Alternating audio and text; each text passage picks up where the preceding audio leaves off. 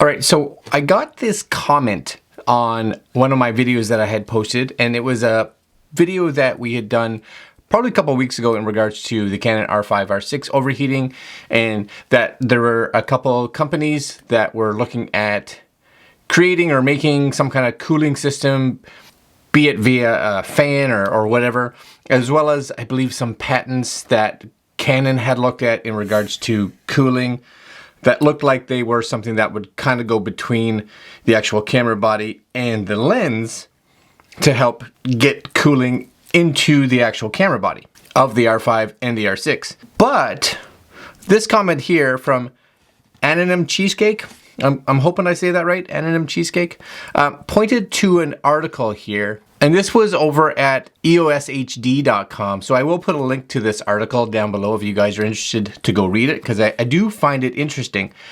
And it is in regards to, is this overheating issue artificial? Is it fake?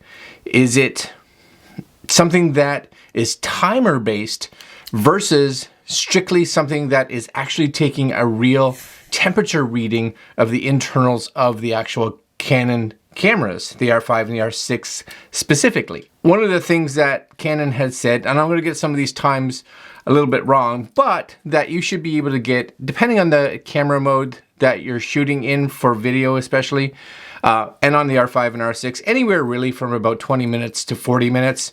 The R6, of course, can get a little bit more time in regards to shooting video before it starts to overheat versus the actual R5. But you're kind of getting that 20 to 40-ish minutes. So a lot of people were out testing this, of course, and they would go outside in the heat and all this kind of stuff. And they would get a variety of times, which kind of made it seem like it was temperature-based. But there was a few videos that I had watched online that the timing seemed to just either extend or be way lower, so it kind of made you kind of ponder it. Especially some people that were trying things like using an external fan or trying to do something to help keep the camera body cool. So first thing on the article, this is by a fella called Andrew Reed. And I want to thank him first for making this article, because I think it puts a lot of onus now on Canon to do some explaining. Yep, you got some explaining to do, because he does, and it's a very simple test because this is based on keeping the camera cool. So he actually takes his R5 and puts it in the fridge. So the fridge is set at 4 degrees, I think he said, 4 degrees Celsius. So this should, not saying that it would completely stop the camera from shooting indefinitely, but it should especially allow the camera to shoot considerably longer, as it's got a continual cooling system. So he goes on to talk about that he set up this in his fridge. He was using a intervalometer, I believe, so that it would do some remote shooting. It would take a photo. Now, this wasn't taking any video. This was photo. It was taking a photo pretty much, I believe it was every minute for 60 minutes. Now, on your EXIF data, inside those photos, what it does is it will actually tell you internal temperature of the camera, which is great. So to make a long story short, he actually took photos for 30 minutes, so about 30 photos, and then switched it into video mode to see what he could get. And then put it back into photo mode, did another 30 minutes of photos, and then switched it. After that 30-minute time, it recorded, I think he said about 5 minutes. Yeah, so here it is on the screen. After 30 minutes, at this point, 8K is capped at 5 minutes, so it would allow him to do 5 minutes. After 60 minutes, 8K completely disabled.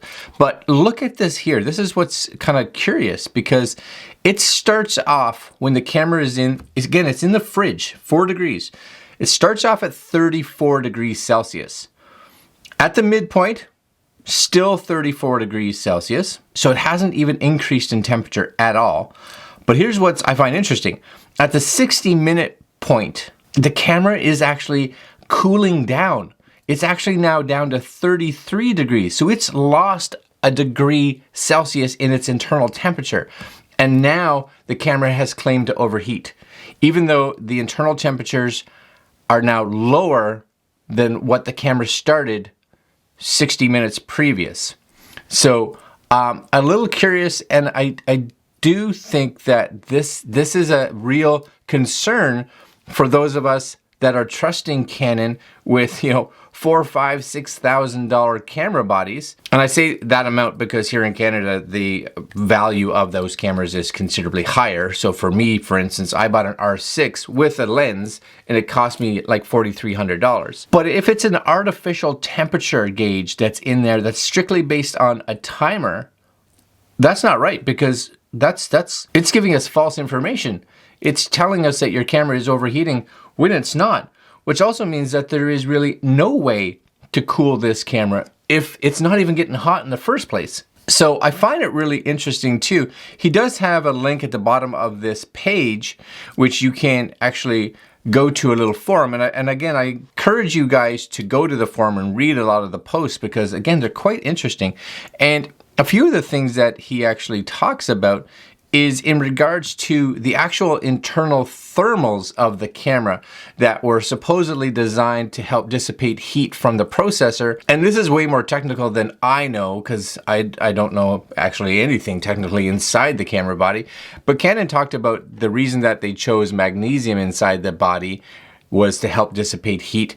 But what is interesting, and I get what he's saying here, is that when you do go to the actual forum, which is over here, Andrew Reed here, this gentleman here, which is, I believe, the guy who actually owns and runs EOS HD. I might be wrong, but I think so. Here's what Canon says. Magnesium alloy was used in the body to dissipate heat from the internal components. And here's the PR response from the UK team. I can confirm that we have shared your comments with Canon Inc. in Tokyo, and investigations are ongoing regarding the points you raise.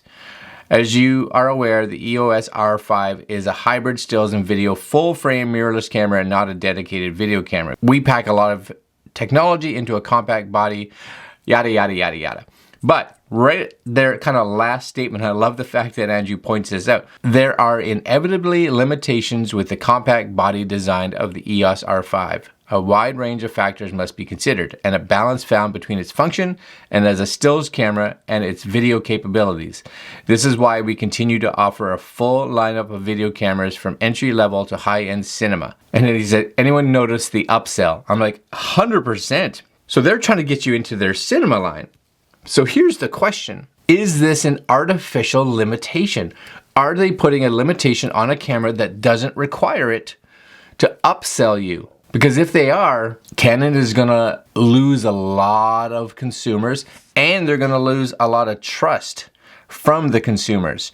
He has said that he will actually put a lawsuit in place if Canon doesn't reply to this in regards to those of us, especially that bought this camera, because it's fine if it's true, but if it's an artificial, then that's not good, Canon. I encourage you to answer this. So what do you guys think? Any of you out there actually buy the Canon R5 and or R6 or have them already? I doubt you have the R6 because it's not really released until the end of August. But the R5, I have the R6 on order. And again, even with the overheating issues, because it's 40 minutes, my videos don't usually ever really go above that kind of time limit anyway, so not necessarily going to be an issue for me. But I do like to go out and take photos and videos together, and if the photos are going to kill my ability to do video, that's a concern. All right, my friends, comments down below. Again, I am going to put a link to this video because I do think it's important. Make sure you go to the bottom of that first page in the link so that you can go to the forum, because there's a really good discussion going on there, and I encourage you guys to join it. All right, my friends, I'm going to leave you there. Like, comment, share, subscribe, hit the little notification bell, because this is definitely something that I'm going to continue to follow. All right, my friends, that's it. Go do something else, I guess. Watch another video. Just go.